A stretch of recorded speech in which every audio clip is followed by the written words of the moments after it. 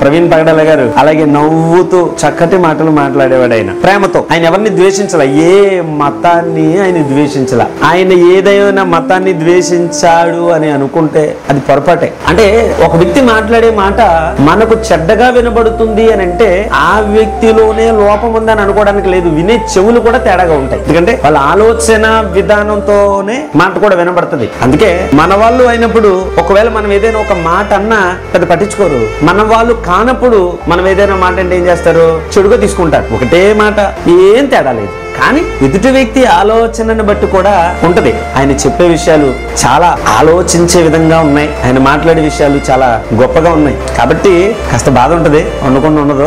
ఏదేమైనప్పటికీ మనం ధైర్యంగా ఉండాలి. చాలా మంది కొంతమంది క్రైస్తవ సమాజంలో ప్రార్థన చేయమని ప్రార్థనకి అవకాశం ఇస్తుంటే ప్రవీణ్ గారిని తలుచుకుని మరి ఏడ్చేస్తున్నారు. అలా ఏడవలసిన పని లేదు. దేవుడు అన్యాయస్తుడు కాదు. పిల్లలకి దేవుడు అన్యాయం చేయడు, భార్యకి దేవుడు అన్యాయం చేయడు. ఆయన ఎవరిని ఎక్కడ పెట్టాలో, ఎవరిని ఎలా ఉంచాలో అన్ని ఆయనకు తెలుసు. మనం కలెక్ట్ చెందాల్సిన పని లేదు.